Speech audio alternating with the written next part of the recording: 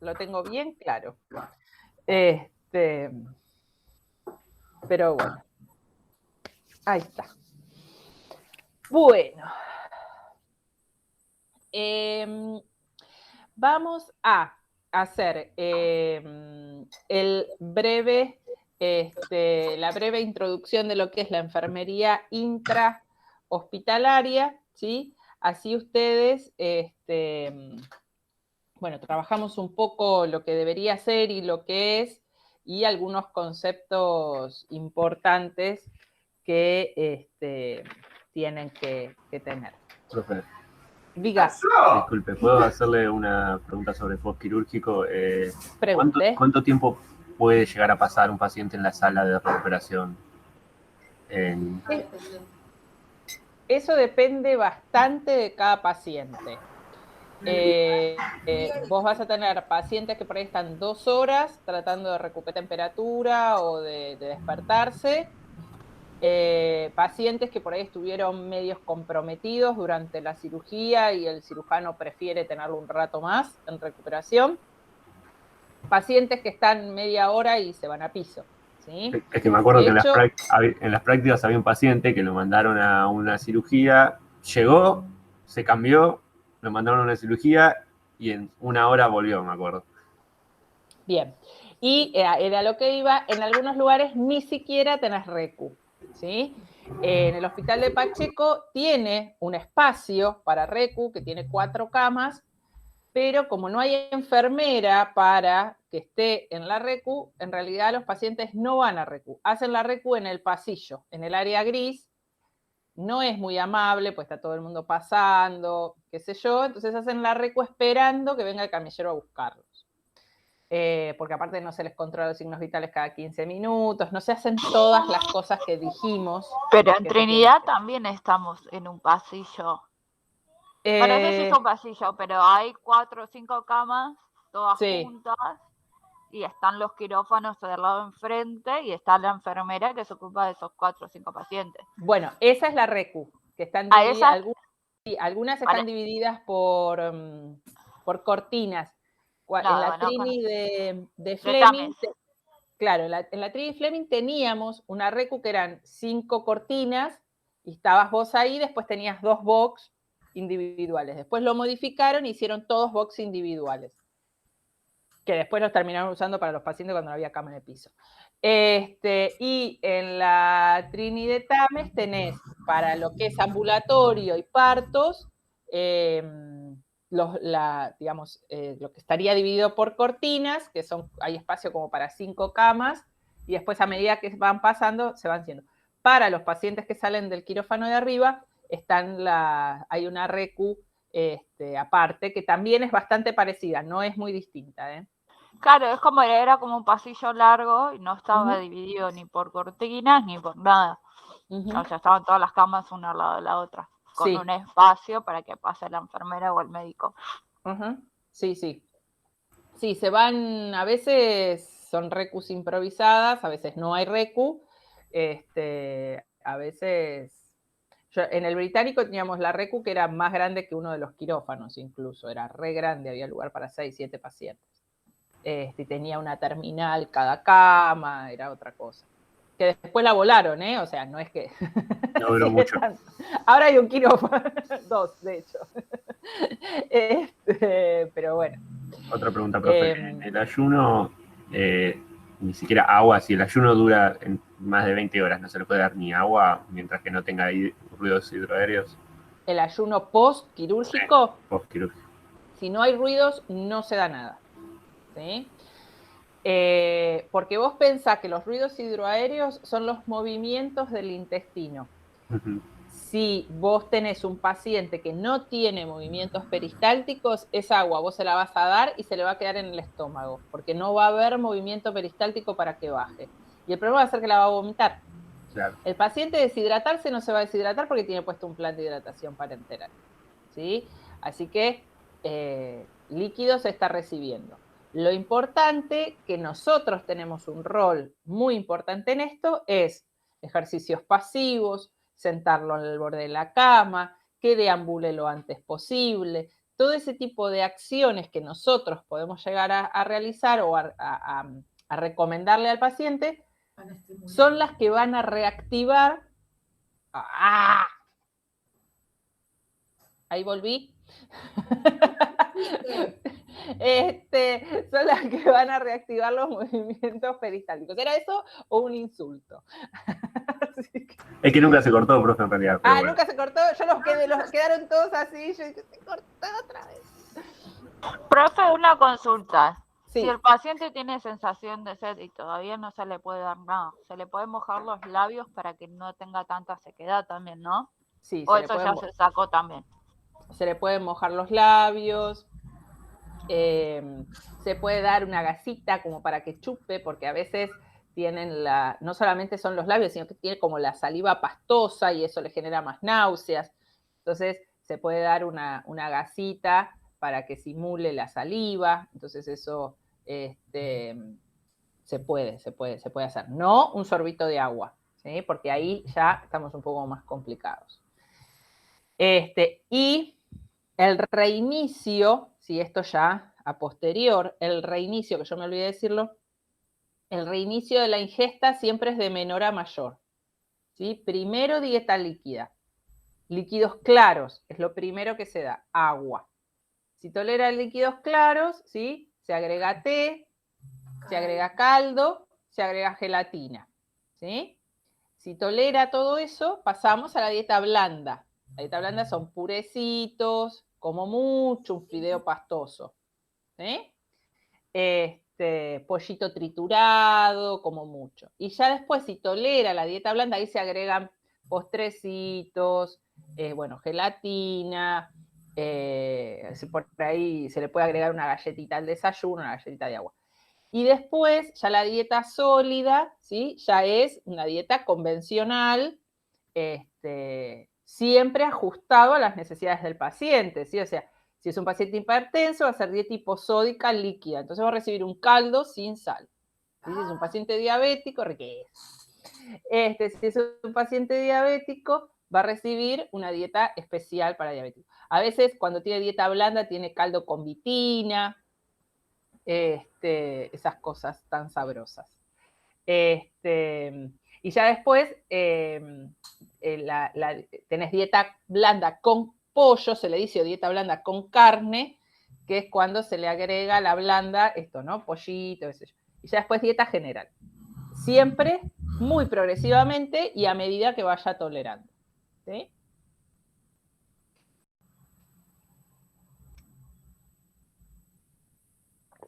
Bien, bueno.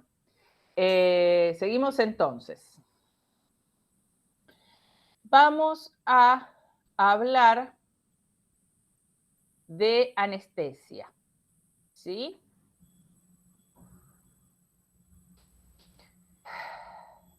No estamos acá. No, anestesia es este. Bien, ahí está. Vamos a hablar de anestesia, ¿sí? Dentro de lo que sería la etapa intraquirúrgica.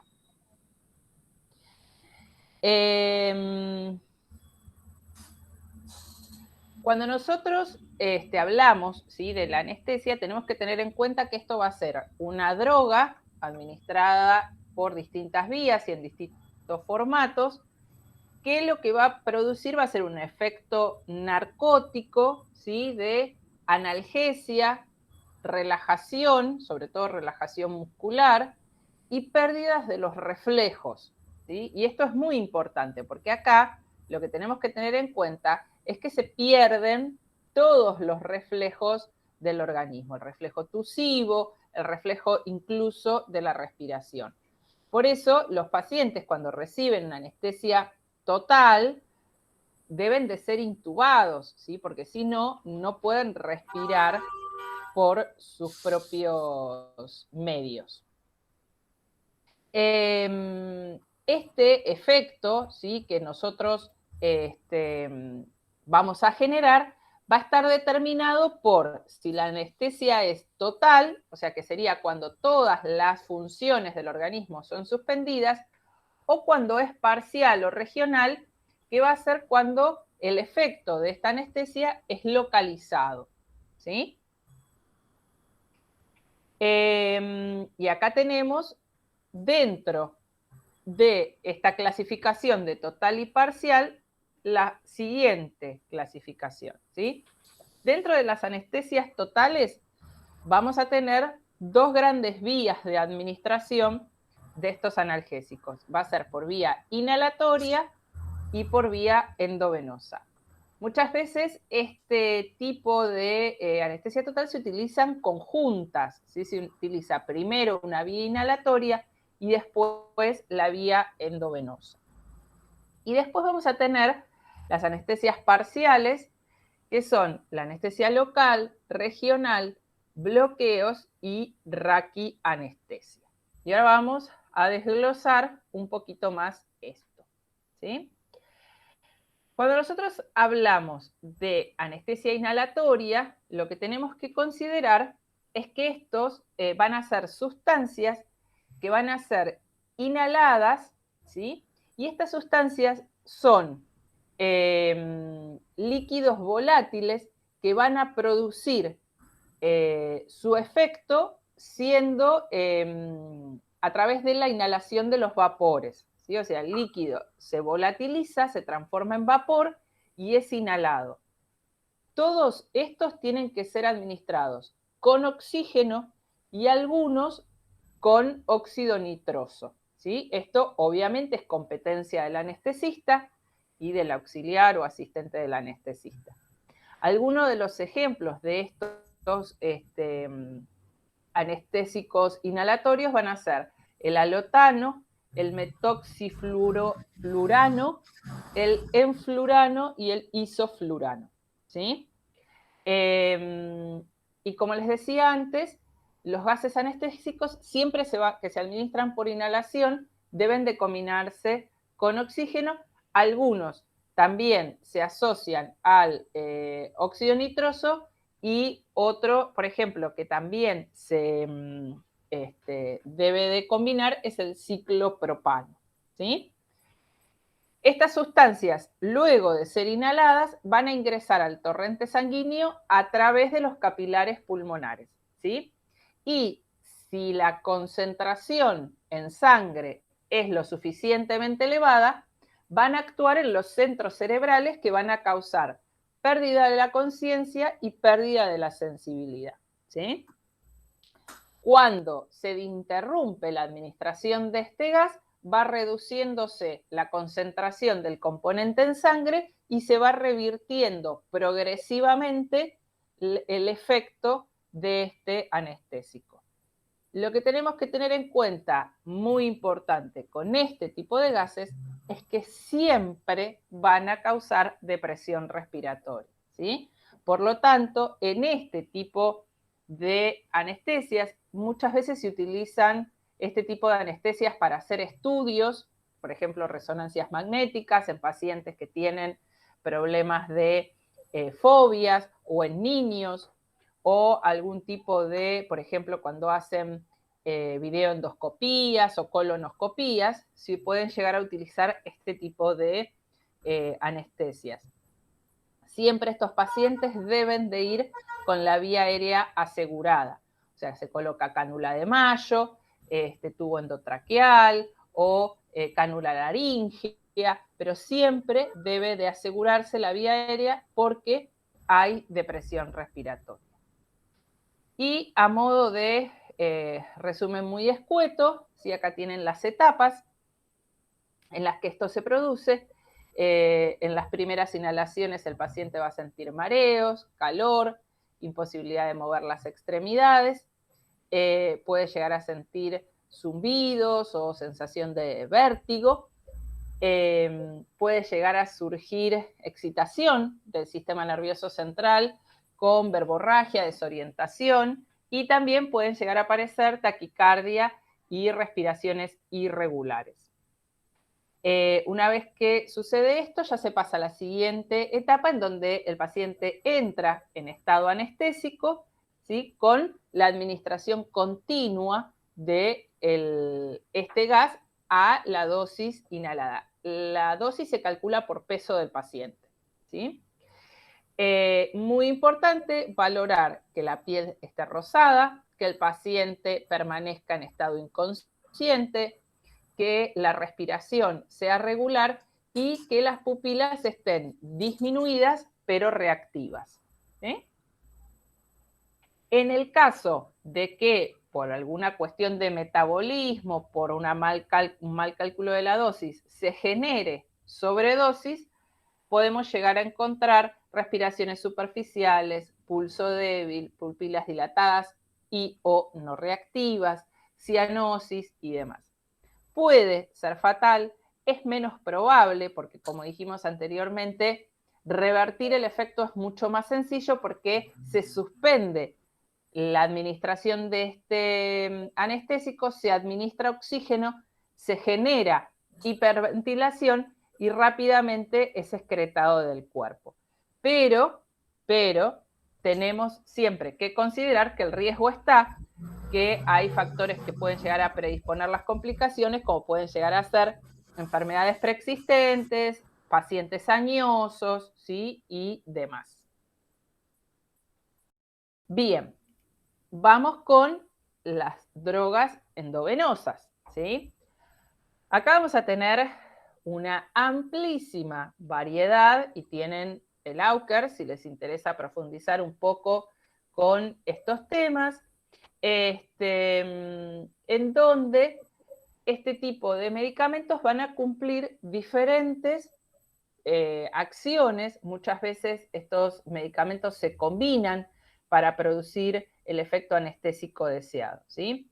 Lo ideal es, o sea, lo que se busca, no lo ideal, es inhibir la transmisión de los impulsos nerviosos y de esa manera generar parálisis de toda la placa neuromuscular y disminución de la sinapsis en el sistema nervioso central. Dentro de todos los medicamentos que tenemos, algunos ejemplos son estos, ¿sí? Tenemos bloqueantes neuromusculares, como la succinilcolina, el bromuro de pancuronio y el bromuro de becuronio. Estos lo que hacen justamente es inhibir, generan parálisis muscular, ¿sí? La persona no se puede mover, pero esto no se refleja en que la persona pierda el estatus de conciencia, ¿sí? Por eso es que se asocian a otros medicamentos. Este tipo de bloqueantes musculares también se utilizan en la terapia intensiva para disminuir bloqueo muscular al intubar a los pacientes y mantenerlos intubados, ¿sí? ¿Puedo decir algo que sí. está, pero es una acotación para que sepa? Sí, sí. Y estos bloqueantes neuromusculares como el bromuro de pancuronio o el de becuronio se utilizan en la inyección letal en algunos estados de Estados Unidos, en las condenas de los presos, la pena de muerte.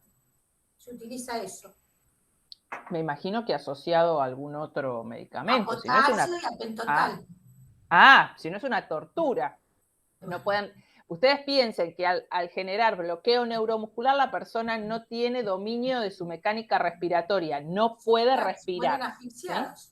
Porque sus músculos de la caja torácica no reaccionan, están paralizados. Por eso le decía que seguramente que consideraba que iban asociados a otro medicamento, pero si no, más allá de que sean presos, no.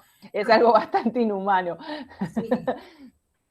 Bien. Después tenemos los barbitúricos, que como decía Grace, son los que se suelen asociar a los bloqueantes, que es el pentotal, que estos sí generan disminución del nivel de conciencia, ¿sí? Se pueden asociar también a opioides, como la meperidina y la morfina, a los neuroleptoanalgésicos, que son el fentanilo y la butirofenona. Estos también se utilizan en otras circunstancias, sobre todo el fentanilo. Estos a veces se utilizan como pre-anestésicos, inducen un estado de anestesia y después se utilizan el resto de los medicamentos. Después tenemos agentes de disociación como la ketamina y también se utilizan tranquilizantes, dentro de los cuales están las benzodiazepinas, y que acá tenemos los relajantes musculares como el diazepam y el midazolam, ¿sí? Como dijimos anteriormente, estas drogas se suelen utilizar asociadas, ¿sí? Esta asociación de medicamentos es la que hace el anestesista, en esto se especializa, ¿sí? Y combina, me corté, ahí está, combina las drogas, las dosis y el porcentaje de cada una de ellas de acuerdo al peso del paciente, los antecedentes patológicos y demás, ¿sí? Dentro de las ventajas de la utilización de este tipo de anestesias vamos a tener que suele tener un inicio agradable, ¿sí? Sobre todo cuando utilizamos fentanilo o propofol. No lo puse acá el propofol. Perdón, el propofol sí. tiene una acción más corta, ¿no? Claro. Sí, el propofol tiene o sea, la acción del propofol dura entre 5 y 10 minutos. Sí. Es bastante agradable, pero es muy corto. Nosotros usábamos el propofol para las cardioversiones. Claro, se utiliza para las cardioversiones, por eso se utiliza porque su efecto es más corto.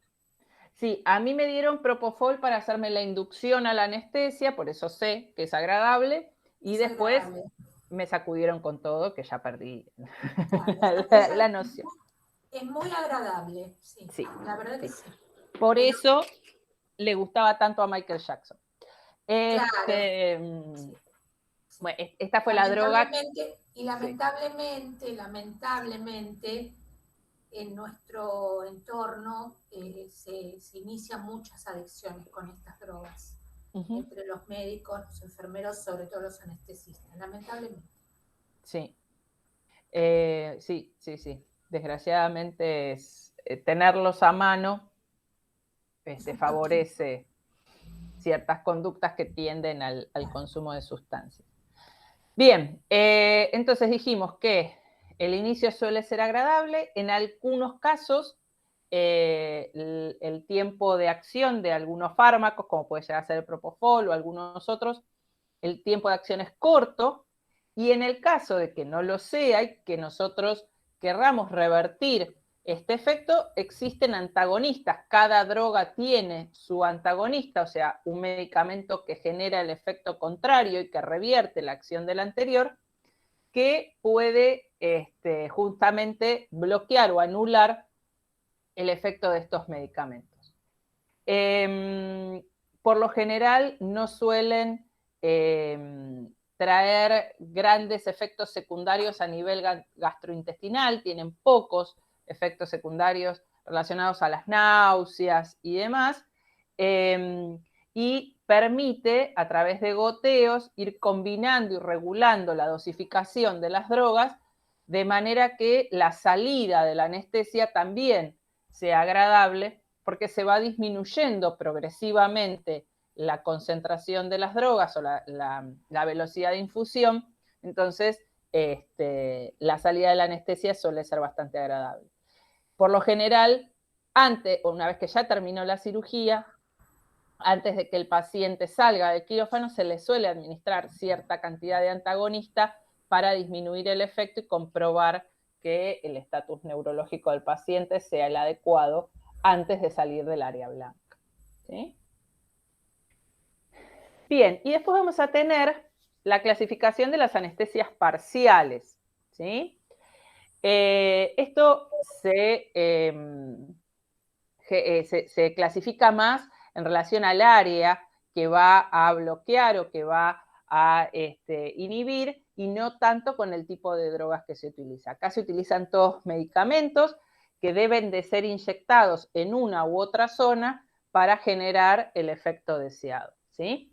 La anestesia local es cuando se administra una solución anestésica en el tejido en el que se va a hacer la incisión o el procedimiento, ¿sí? Se utiliza a través de la inyección subcutánea, por lo general se utiliza lidocaína para generar la anestesia. Arde la lidocaína cuando se administra por vía subcutánea, pero no mata, ¿sí? Requiere un mínimo de equipo y un mínimo de entrenamiento. Es sencillo, es económico y tiene como, por ahí dato no muy positivo, que es generador local y que requiere de varias punciones, ¿sí? O sea, dependiendo del el sitio, el área quirúrgica, puede llegar a necesitarse varias punciones para abarcar todo el área, ¿sí? En el caso de que el área sea demasiado grande y se vayan a necesitar varias punciones, a veces el cirujano opta por una anestesia regional.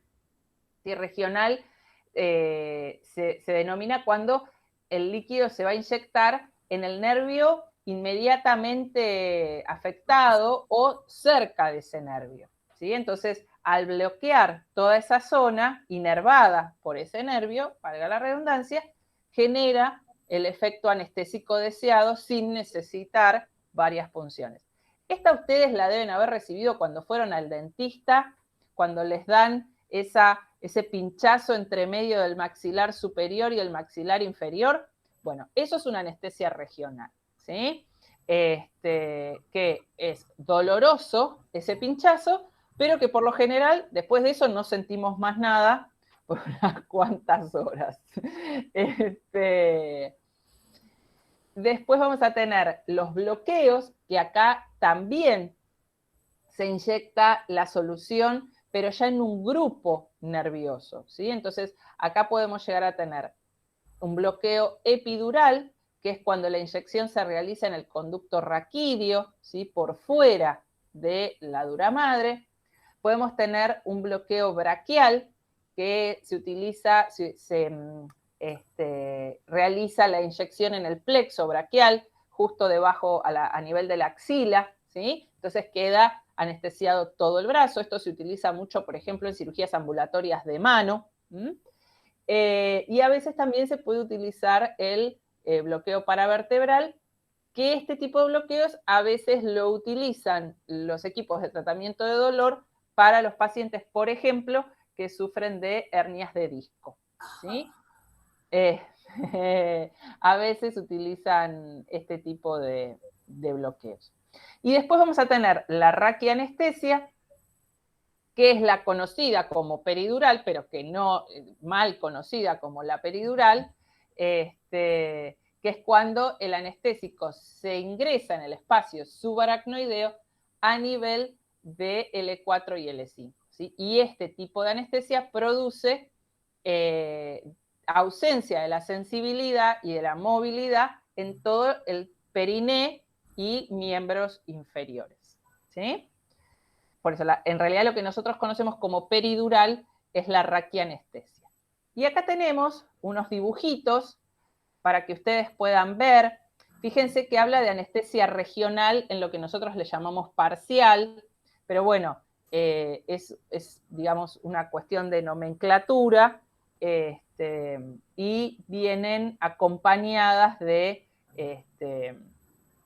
las diferentes términos. Fíjense, ¿sí? Por ejemplo, la diferencia entre espinal y epidural que tienen acá, ¿sí? Y acá también tienen espinal y epidural, ¿sí? No es lo mismo epidural que raquianestesia, ¿sí? Profe. Sí. Raquianestesia se refiere a todo el trayecto de la columna. Claro.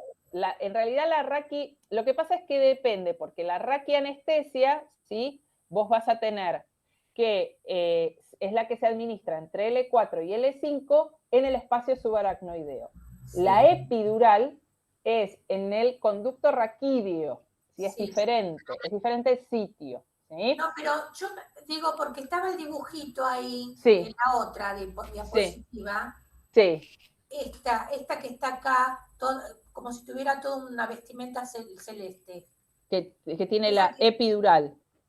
Epidural es esa. Epidural le llaman a la que es la que se administra en la dura madre. Esta es la que tiene como mayor, digamos, tiene mayores riesgos porque puede llegar a paralizar los músculos respiratorios. Entonces, lo que nosotros llamamos como peridural, que en general se le dice peridural, no es la epidural.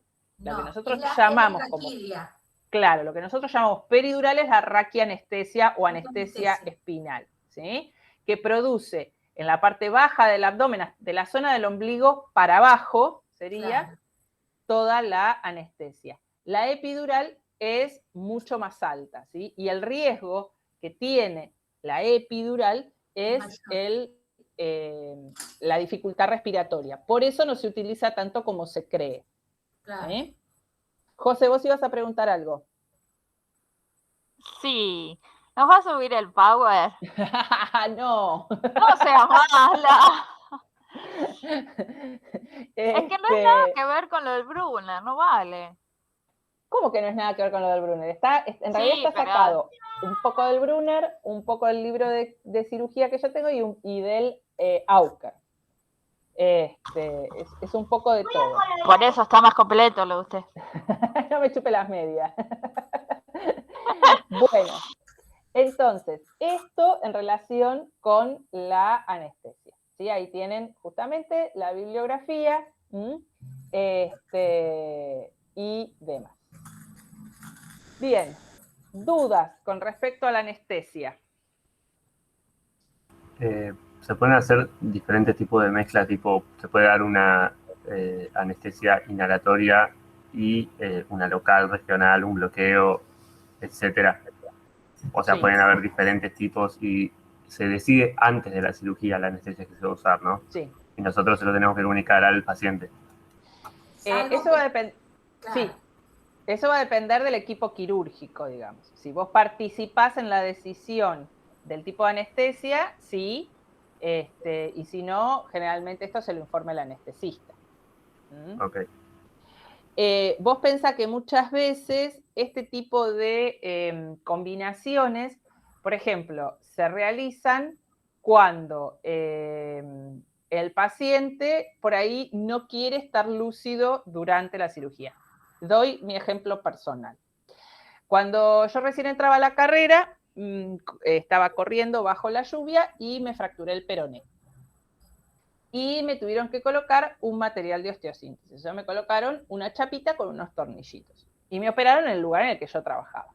El cirujano que me operó era conocido mío, hacíamos guardia juntos. Entonces yo le dije, vos operame como vos quieras, pero yo no quiero escuchar nada. Cuando vos agarres la agujereadora, yo quiero estar en el quinto sueño. ¿Sí? Porque yo sabía cómo era la cirugía y sabía qué era lo que me iban a hacer y había rotado por el quirófano. Y vos abrís la caja quirúrgica de Traumato y es igual a la caja de herramientas de mi marido. Entonces, yo no quería. Entonces me dijo, pero yo tampoco quería anestesia total. Entonces, y bueno, soy personal de salud, facilita, no se le iba a poner.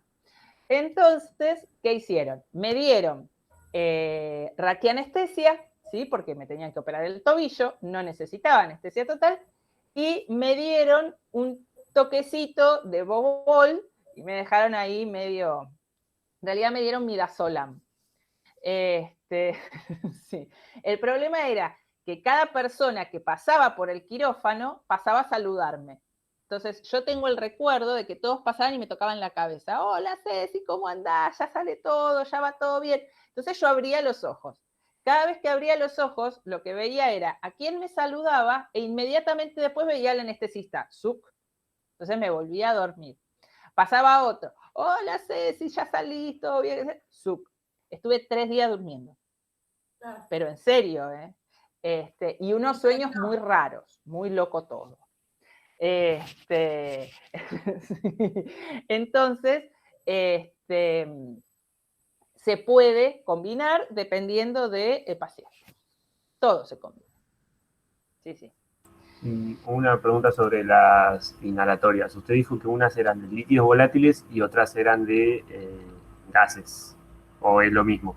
Claro. Por ahí no entendí. El óxido nitroso es un gas. Uh-huh. El óxido nitroso es un gas. El resto son todos líquidos volátiles. Ok. Perfecto. Que vienen en unos tanquecitos, son como unos tanquecitos ahora lo único que se me viene a la cabeza son los sifones que usaba, el coso que usaba mi mamá para el sifón, para hacerle el gas al sifón. Pero bueno, vienen unos tanquecitos chiquititos, como unas garrafitas chiquititas, se cargan, se conectan a la central y se administra el líquido volatilizado. Bien, ¿qué piensan ustedes en relación a los cuidados de enfermería de acuerdo, posteriores, ¿no? De acuerdo a los diferentes tipos de anestesia? ¿Nos interesa a nosotros, los enfermeros, saber qué tipo de anestesia recibió el paciente durante la cirugía? Sí, por supuesto. ¿Para qué? Para saber cómo va a reaccionar el cuerpo después, cuánto tiempo le va a llevar, lo esperado, digamos, cómo tiene que volver a la normalidad.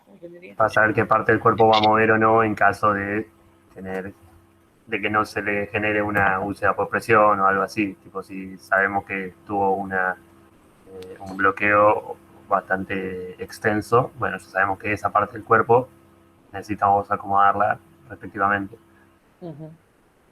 Bien.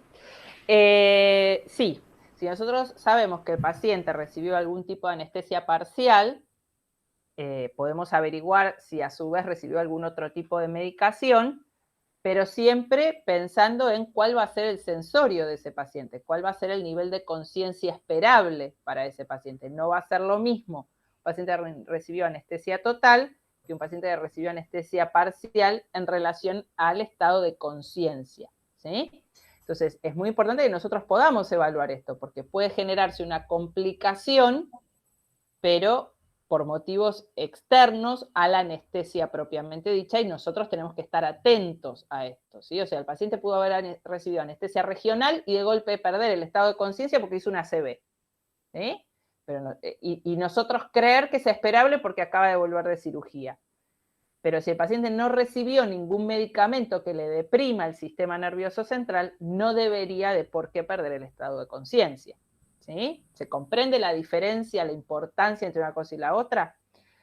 Y lo otro, como bien dice Francisco, es que si yo justamente estoy hablando del peristaltismo del paciente, ¿sí? O de la función respiratoria del paciente, no va a ser lo mismo en un paciente que recibió una anestesia total inhalatoria que en un paciente que recibió una anestesia total endovenosa, ¿sí? Nosotros sabemos que el paciente que recibió una anestesia total inhalatoria debe de conservar una correcta frecuencia y profundidad en sus respiraciones porque la anestesia que recibió afecta esa función, ¿sí? Y que si no lo tiene, nos tiene que encender a nosotros las luces de alarma, ¿sí? Porque por un lado no revirtió el efecto de la anestesia, pero por el otro lado se sigue acumulando, porque al no exhalar, el medicamento no está siendo excretado por el cuerpo, ¿sí? Entonces, es importante tener esto en cuenta. Por otro lado, es importante saber que si el paciente recibió anestesia total o algún tipo de bloqueo raqui o epidural, el movimiento peristáltico va a tener cierta demora en regresar. De hecho, el peristaltismo vuelve mucho después en un paciente que recibe epidural que en el que recibe una anestesia general. Porque al bloquearle las terminaciones nerviosas, el intestino no se moviliza rápidamente en una epidural. En una anestesia total, cuando los medicamentos son metabolizados y excretados, ya está. ¿Sí? Y muy, pero muy importante, tanto en la raqui como en la epi, pensar siempre en el globo vesical. ¿Sí? Durante la cirugía se administran grandes cantidades de líquido.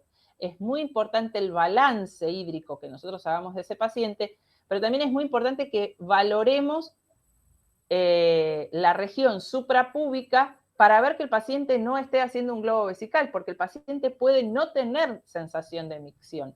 Y no todos los pacientes regresan con sonda vesical. Entonces el paciente puede hacer una retención urinaria porque ni sus esfínteres ni sus nervios registran el deseo miccional, entonces el paciente ni se da cuenta. ¿Sí? A mí cuando me hicieron la Raki por la pierna, la anestesia se me fue de distal a proximal. ¿Sí? O sea, yo recuperé primero la sensación en los dedos de los pies, después en el tobillo, que era lo que me dolía, después en las rodillas, los muslos y por último los glúteos y la espalda. Me moría del dolor abdominal que tenía de la vejiga como la tenía inflamada, del dolor de la pierna, pero cuando me senté en el inodoro no sentía los glúteos y no podía hacer pis. ¿Sí? Tuve que hacer todo un trabajo de relajación, de imaginarme el esfínter, abrir el esfínter, hacer pis y qué sé yo. Logré hacer pis y cuando logré me quería apurar porque el pie me estaba matando. ¿Sí? Pero es muy importante que ustedes tengan esto en cuenta. Porque en un paciente añoso o en un paciente que no está del todo lúcido se puede poner agresivo, puede tener cambios en la conducta y que estén relacionados con un globo vesical. ¿Sí? Pero en ese caso, profe, que se le coloca una sonda o se le incita a... se le produce y va a reflejo depender del del estado neurológico del paciente. Una persona joven, ¿No lúcida, qué sé depende yo. también del tipo de anestesia que se le aplique? Y claro, eso estamos hablando. Claro, por eso, porque si vos sabes que es general, ya se supone que tiene que tener la sonda vesical puesta hasta que el paciente, ¿o no? No siempre, no siempre.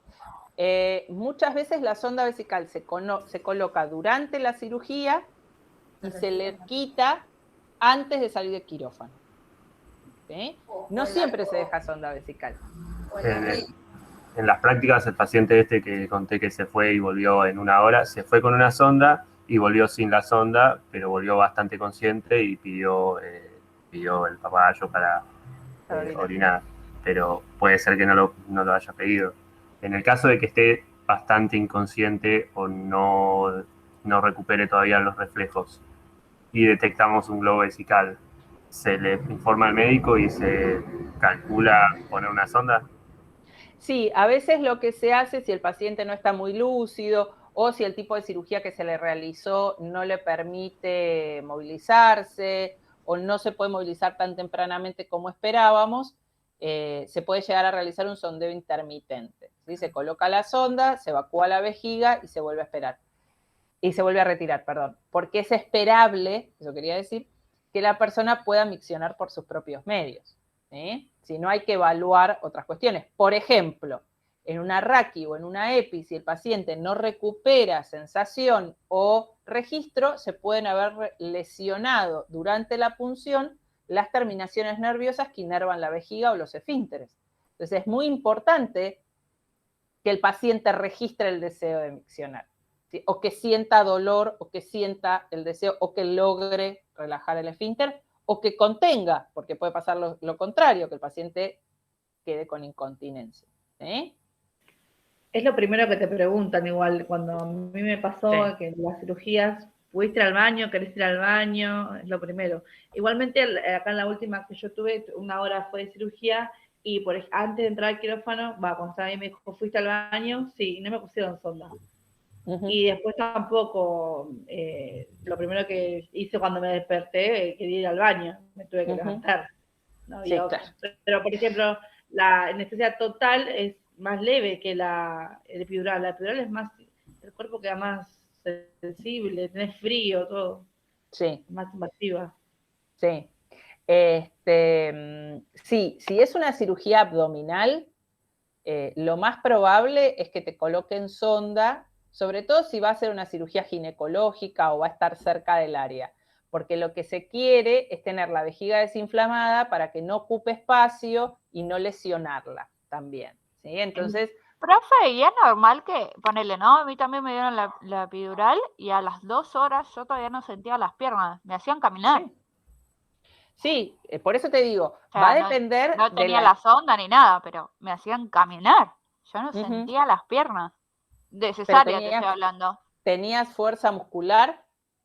No, ellas me tenían así como levantada, me agarraban entre las dos y me hacían caminar. No, pero más tiempo tiene que pasar. Yo me acuerdo que tuve la cesárea a las 9 de la noche y recién a las 4 de la mañana me hicieron... Claro, bueno, yo con Delphi tuve 12 horas en cama con la sonda vesical y no me la sacaron. Ahora con Valen, salía a las 3 3:30 me sacaron la sonda y 4:30, 5 más tardar, que estaba el horario de visita, ahí en Trinidad, yo estaba caminando, me hacían caminar. Hablar, después el otro día casi me muero del dolor porque estaba llena de aire, vomitaba, todo, un desastre. Pero yo no sentía las piernas y me hacían caminar. Los pies los tenía todos, así que sentía el cosquilleo. Eso es un peligro para la seguridad del paciente, ¿sí? Cada paciente es diferente, uno no puede estandarizar, ¿sí? O sea, hay pacientes que la anestesia se les va a ir en 2 horas y hay pacientes que a veces necesitan 3 horas y hay pacientes que a la hora ya les volvió la sensibilidad, ¿sí? Esto es muy importante, por eso es importante la valoración individual de cada persona. Probablemente en el protocolo diga que a las 2 horas la paciente tiene que estar levantada, pero vos la podés levantar al borde de la cama, ¿sí? Si la paciente no tiene sensibilidad en las piernas, claro, la podés llevar, viste, como el monigote caminando para que la señora deambule. Entonces, claro, ella me decía que cuando yo caminara la sensación eso se me iba a ir y que la anestesia iba a pasar más rápido. No tengo idea, la verdad que en ese momento lo que menos pensé, me estaba muriendo el dolor, me quería ir a acostar. A ver, pensemos, si vos tenés un medicamento que ingresó en un conducto, ¿sí? Como en este caso puede llegar a ser el conducto de, probablemente te hayan dado, para las cesáreas te dan raquianestesia, no te dan epidural. ¿Sí? Entonces, ingresó el líquido en el espacio subaracnoideo, ¿sí? Ese líquido circula y en la medida en la que circula también pasa al torrente sanguíneo. Entonces, en la medida en la que se queda en las terminaciones nerviosas, va a ir progresivamente siendo eliminado. Entonces, vos por un lado necesitas una buena hidratación para acelerar la metabolización y la excreción de la droga, y después lo que necesitas sí es una movilización.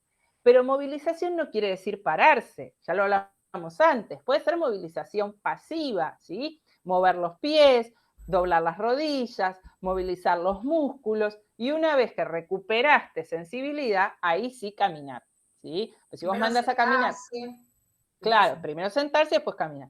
Si vos mandas a caminar a una persona que no tiene la sensibilidad y no tiene la fuerza muscular, se puede caer, ¿sí? Entonces, sí es cierto que necesitas de cierta activación, pero no necesariamente tiene que ser caminando. Hay otras formas. Igual acá hay algo que tiene que ver con la subestimación de la madre reciente, ¿sí? En relación a todo lo que le está aconteciendo, ¿sí? Que esto lo van a trabajar ustedes en materno-infantil, pero es como que hay un tema con que siempre nos quejamos de más, somos exageradas, no nos duele tanto, dale que vos podés, tu bebé te necesita.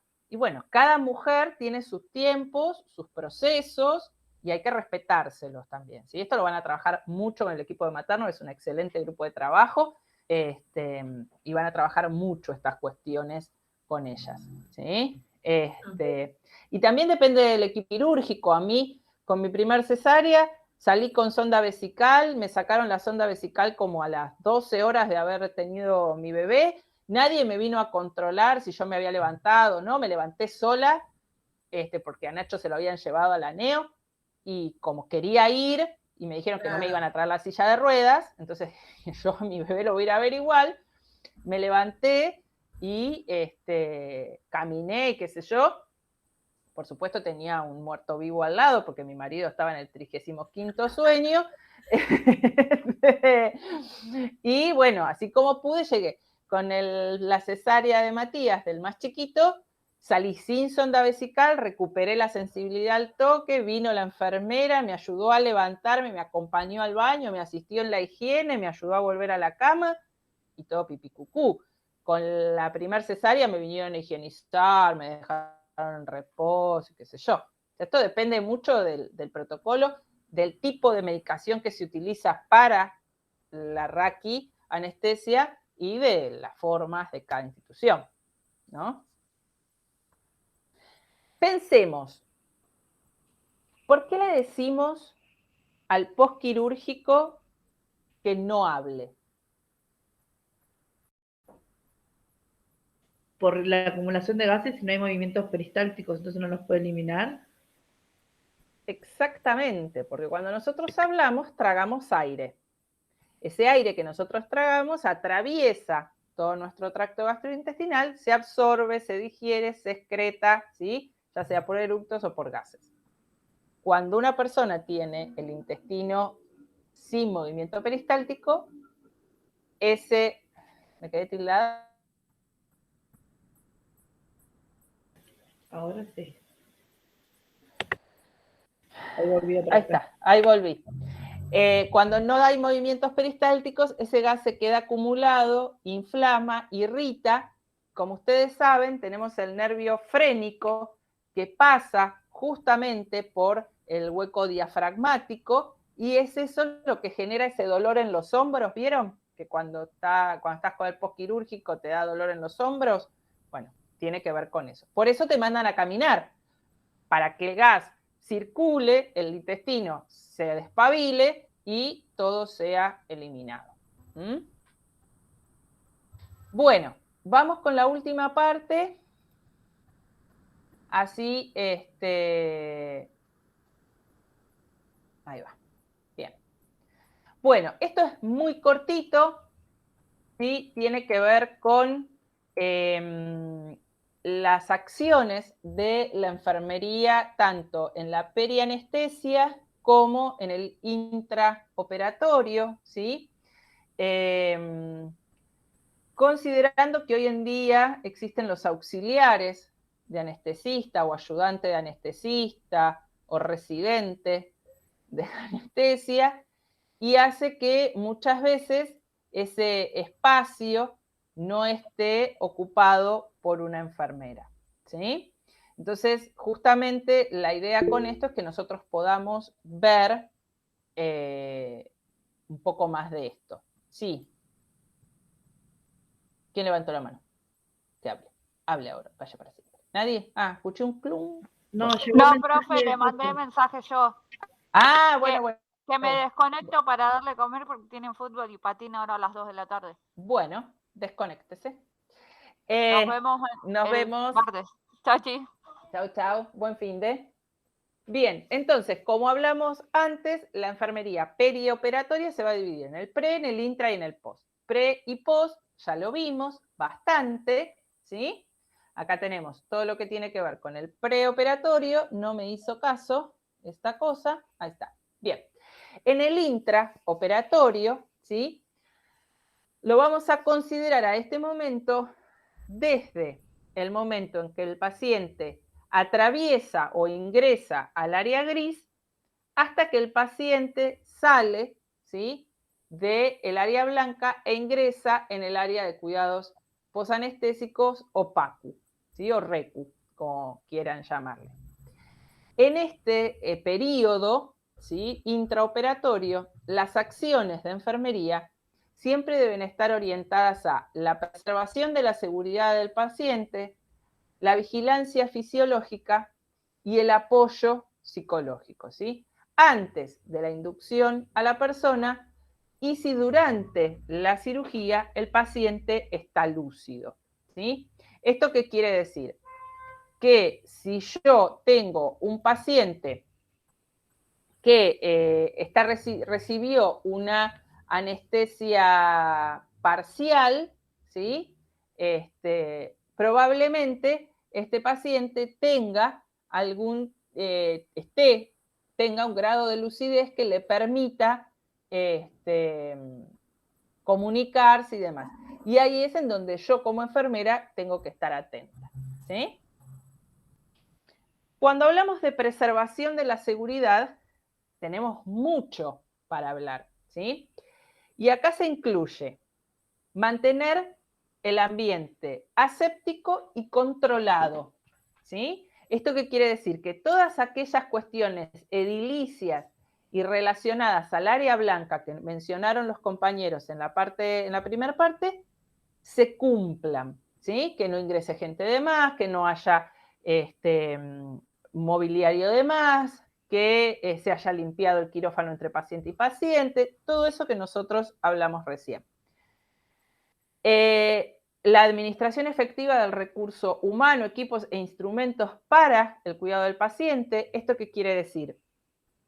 Que para esa cirugía haya el equipo quirúrgico esté completo, que esté el anestesista, que esté la enfermera, la instrumentadora, la enfermera circulante, que el personal de limpieza esté disponible, pero a su vez que el electrobisturí funcione, que el oxígeno funcione, que la aspiración central funcione, que las luces funcionen, que la caja quirúrgica esté lista, que tengamos recurso de más por las dudas, que yo tenga toda la cantidad de material estéril necesario, que si es un paciente al que se le va a tomar una muestra, que el equipo de anatomía patológica esté avisado, que si es un paciente del que deducimos o pensamos que pueda llegar a necesitar una transfusión, que el equipo de hemodinamia esté atento. Si va a necesitar equipo de rayos, tenerlo disponible para el horario en el que esa cirugía se va a necesitar. O sea que fíjense todas las actividades que tiene una enfermera intraoperatoria, ¿sí? O sea, cuando ustedes decían, la enfermera estaba solo en la recu, ¿sí? O sea, este bache, esto, ¿quién lo ocupa? ¿Sí? ¿Quién se hace cargo de todo esto si no hay una enfermera intraoperatoria?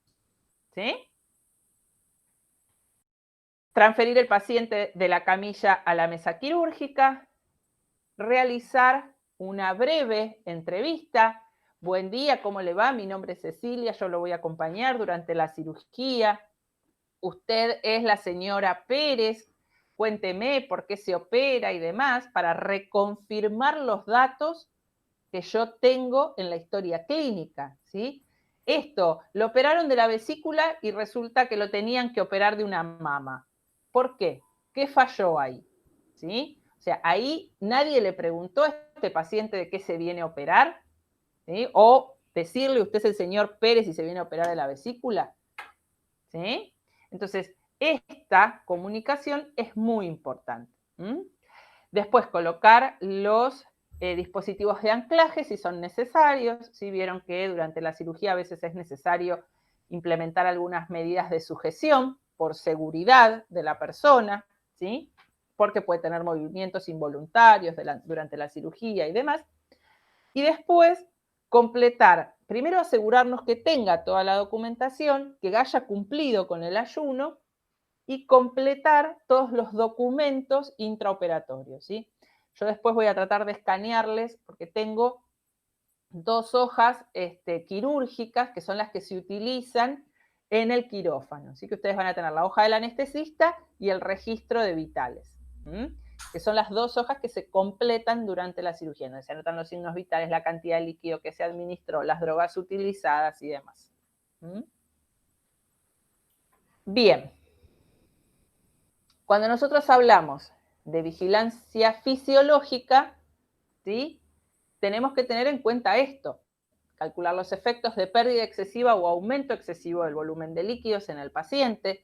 Ustedes saben, como yo les dije recién, al paciente se les administran grandes cantidades de líquido y puede tener pérdidas excesivas, entonces es responsabilidad o sería responsabilidad de la enfermera realizar un balance, ¿sí? Mínimo aunque sea, o a grosso modo de lo que entra y lo que sale. Diferenciar los datos cardiopulmonares normales de los anormales, o sea, trabajar conjuntamente con el anestesista, informar cambios en los signos vitales si los hubiera y todas las medidas necesarias para estimular o sostener la normotermia. Como ustedes dijeron, los que trabajan en área blanca, la temperatura estándar en el quirófano oscila a los 20 grados, ¿sí? Y en un paciente desnudo, húmedo y con sus vísceras expuestas, hay mayor pérdida de la temperatura. Y además está anestesiado con el sistema nervioso central disminuido, o sea, menos reactivo. Entonces, la termorregulación no es tan efectiva.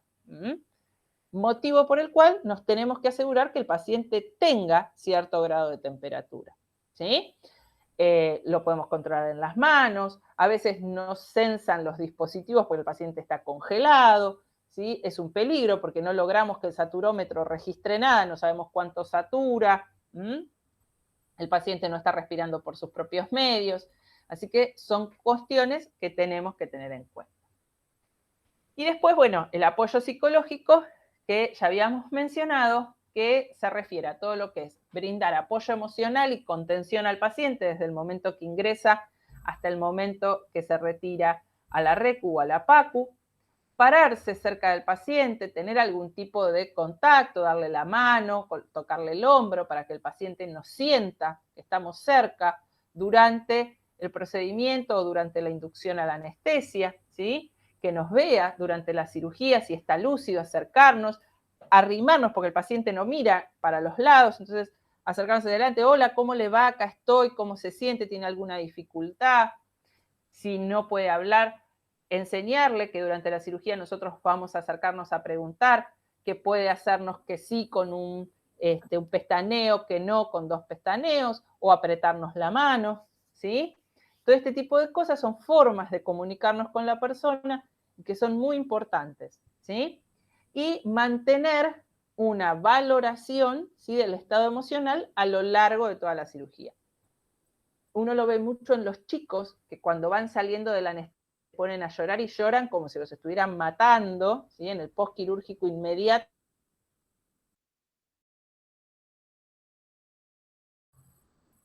Están porque se sienten desorientados por efecto de la anestesia.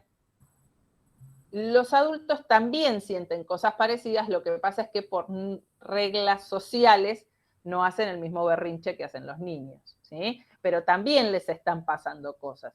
Entonces, es importante que estemos atentos a esto que le está pasando al paciente que está ahí en la mesa quirúrgica esperando que alguien le diga algo y lo trate como a un ser humano, ¿sí? Bien. Ahora, Grace, de todo esto que yo dije, ¿qué es lo que realmente se hace? ¿O qué es lo que realmente hace la enfermera intraoperatoria?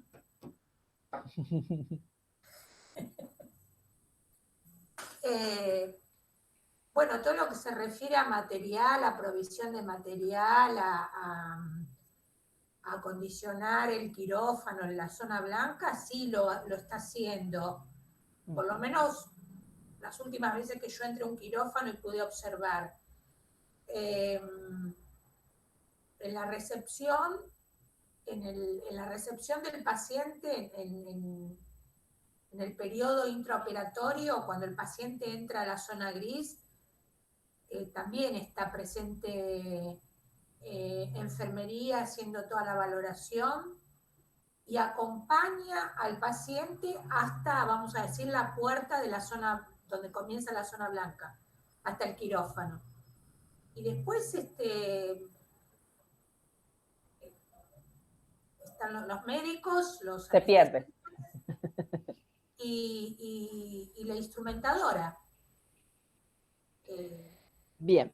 Ahí nosotros tenemos 2 grandes funciones de la enfermería intraoperatoria. Ustedes, y se los digo a grandes rasgos porque en algunas instituciones sí existe.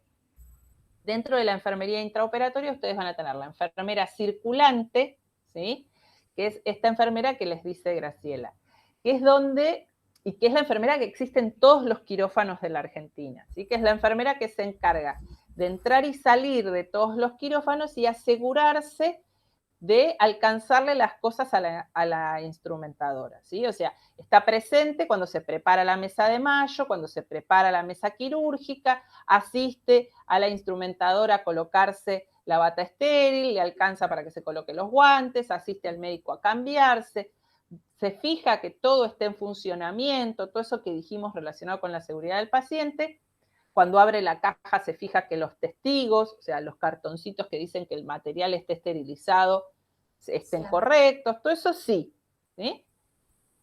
Pero después, ¿sí? O sea, una vez que está hecho eso, el paciente ingresa y es como que se pierde el protagonismo, ¿sí? O sea, perdemos función. Una vez que el paciente entra al quirófano, la función de la enfermera intraoperatoria estaría como solamente limitada a asistir a la instrumentadora.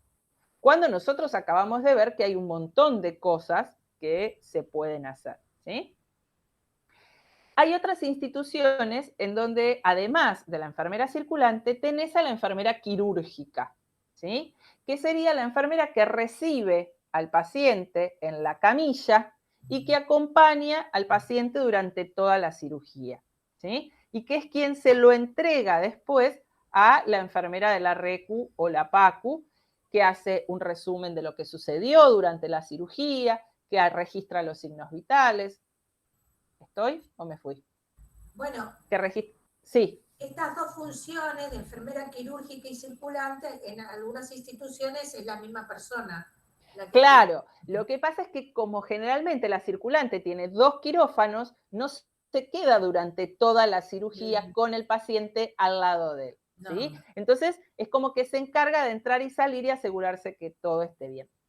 Otra de las funciones no menos importante de la enfermera circulante es que una vez que la cirugía está por terminar y cuando se inicia el cierre de los planos se le llama a las diferentes partes o capas del ser humano que se abren y después se tienen que cerrar, ¿sí? Si es un abdomen, es la piel, el tejido celular subcutáneo, el músculo, el peritoneo y ahí se exponen los órganos o las vísceras. Cuando se cierra en el plano inverso. Primero se cierra el peritoneo, después se cierran los músculos, después el tejido celular subcutáneo y después la piel. A eso se le llama cierre por planos. Cuando se inicia el cierre por planos, la enfermera circulante tiene que tener registrada la cantidad de packs, se le llama, o pouch, depende de si es, que le entregó a la instrumentadora. Cada pack va a contener entre 6 o 4, dependiendo del central de esterilización, gasas o apósitos, ¿sí?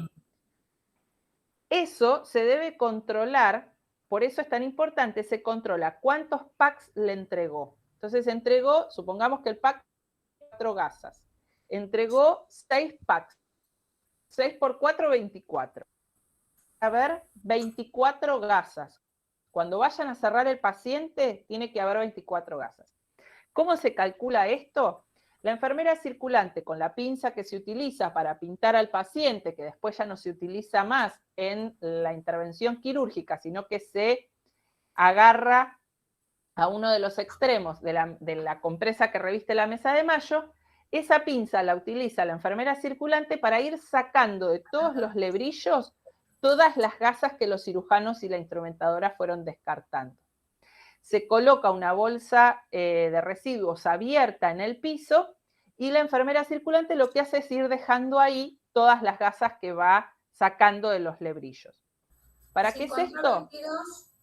Claro, si controló 22, no se cierra el paciente hasta que no aparezcan esas 2 gasas, ¿sí? Ahí es en donde la comunicación entre la instrumentadora y la enfermera es tan importante, ¿sí? ¿Por qué? Porque por un lado, la enfermera tiene que conocer los tiempos quirúrgicos y saber cuándo se está por empezar a hacer el cierre por planos. Tiene que haber previsto esto de retirar el material permanentemente en comunicación con la instrumentadora, ¿sí? La instrumentadora registra, va permanentemente registrando cuánto se utilizó y cuánto no, porque a veces le entrega a un cirujano, y me ha pasado de estar en el quirófano, que el cirujano tiene la gasa en la mano y está todo el mundo dando vueltas el quirófano, y es el cirujano el que tiene la gasa en la mano, ¿sí? Entonces, es muy importante esto. La instrumentadora es la que se encarga de contabilizar las pinzas, ¿sí? Las pinzas que entrega, las pinzas que tiene cuando abre. Ellas tienen una forma de registrarlo, no lo anotan en papel, pero con las pinzas hacen un intríngulis chingulis para saber cuántos elementos tienen. Una vez que se va a cerrar, ¿sí? tienen que tener la cantidad de gasas. ¿Qué significa esto? No tienen que estar las 24 gasas en el piso. La instrumentadora puede tener 5 gasas en la mesa que todavía no se usaron, pero las gasas están fuera del paciente. ¿Sí? Lo importante Es lo importante. Que no caigan dentro. ¿Sí? ¿Se entiende? ¿Sí? Entonces, esa es una de las actividades, no les diría la más importante, pero es una muy importante que desempeña la enfermera circulante. ¿Sí? ¿De qué se ríe Dayana? De la gasa clavada dentro del paciente. No, porque cuando yo hablo con mi marido le digo, ¿se entiende? Y me dice, de ahí sacaste el se entiende vos, de la profe, me dice. Y se ríe. Probablemente haya sido. Entonces, hay muchas funciones relacionadas a la seguridad del paciente que sí se cumplen, pero hay muchas otras que estamos dejando de lado. Esas, que sería la de la enfermera quirúrgica, son las que de a poco tenemos que volver a recuperar. Hay equipos quirúrgicos que directamente tienen una instrumentadora, una enfermera, el cirujano y 2 asistentes. Bueno, tenemos que tener ese espacio. Es muy importante que recuperemos ese espacio porque nuestro rol es muy importante, sobre todo en la comunicación con el postquirúrgico y en la contención del paciente. Uno se siente mucho más cuidado cuando es la misma persona que vos viste en el consultorio, la que te recibe cuando abrís la puerta del quirófano, la que te cuida a lo largo de toda la cirugía y la cara que ves cuando volvés a la conciencia después de la cirugía. ¿Sí? Bien. Y vamos a terminar y 20, son y 34, siempre me voy de tema. Ya tienen los estudios de casos subidos con la distribución de los grupos. Son 3 casos, van a trabajar de a 4, ¿sí? Así que vamos a hacer para el martes algo parecido a lo que hicimos hoy, ¿sí? Leen el caso, subrayen o háganlo ustedes, ¿sí? Esto de separar por patrones de salud los datos que ustedes están viendo en el caso, porque después, fíjense que en las consignas es que para cada patrón de salud alterado, ustedes tienen que hacer un diagnóstico de enfermería. De esos diagnósticos de enfermería, de todos esos que ustedes realizan, van a tener que seleccionar, en este caso, 2 de riesgo para desarrollar el objetivo y las acciones, ¿sí? Para cada uno de los pacientes. Sí, los 13, los de Gordon. No, patrones son patrones, te estarás confundiendo con las necesidades. Patrones son patrones.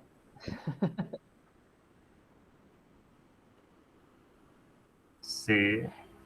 En realidad sí. Lo que pasa es que depende de la actualización de los patrones de salud de Gordon y la NANDA que estés utilizando. Creo que la NANDA 2018-2020 agregó algunos patrones. La de 2015-2017 mantiene los mismos que Gordon. Gordon había hecho 11 y después agregó 2 más antes de morirse. Pero sí, nos manejamos con los patrones de salud de la NANDA, ¿sí? O Gordon. Después voy a tratar de grabarles una clase o un tutorial, sería mejor dicho, de cómo completar la guía de valoración. ¿Sí? Estuve viendo algunos que subieron, que se los fui devolviendo, que hay algunas cuestiones para por ahí ir puliendo hasta que lleguemos al momento de que ustedes hagan la práctica y puedan completarla, así para cuando llegue ese momento ya la tienen bien hecha. ¿Sí? ¿Estamos? Bueno. Tienen la bibliografía. Tengan presente lo del checklist de la OMS, ¿sí? Porque eso forma parte de todo esto que vimos del contexto quirúrgico, el pre, el intra y el post. El checklist de la OMS garantiza la seguridad del paciente, tiene mucho que ver con lo intraoperatorio que vimos hoy brevemente, así que es importante que lo tengan en cuenta. Y, bueno, tienen subido lo de la unidad 1 y lo de la unidad 2 en la carpeta. Así que ahí pueden sacar lo de toda esta parte y ya después lo de la semana que viene, que vamos a ir profundizando un poco más en lo que tiene que ver con esterilización, posiciones en la mesa quirúrgica, ¿sí? Un poco más profundamente todo esto que fuimos hablando de intraoperatorio. Así que es, como vieron, bastante amplio. Porque es como todo nuevito. Sí, Darío. Profe, ¿después puedo hablarle algo a Solas? ¿Pero cómo no? Sí, gracias. Sí. Bien, pero eso ya para la semana que viene, ¿sí? El martes hacen la exposición oral, nos van a contar el caso que les tocó, cuáles son los patrones de salud que encontraron alterados, cuáles fueron las etiquetas que seleccionaron para esos problemas y cuáles de esas eligieron para desarrollar el PAE y cómo lo desarrollaron y demás. Y qué acciones de enfermería proponen. Así cada uno de los grupos. ¿Chipi? Bueno, sí, profe. Bueno, muy bien. Bueno. Y la semana que viene tenemos, entonces, esto que vimos hoy, la guía van a hacer una guía que les vamos a entregar el martes para que lean parte del material y la clase sincrónica de la semana que viene va a ser la del martes. El viernes les vamos a subir 2 clases grabadas de drenajes y de proceso de cicatrización, ya entrando en lo que sería la unidad 2, porque el lunes arrancamos con todo lo que es proceso de cicatrización retardada y todo eso. Y la clase de drenaje van a tener que hacer... Ah, sí, pero eso se los decimos el martes. No los bueno. asuste que de acá al martes tienen que hacer otras cosas. Bueno.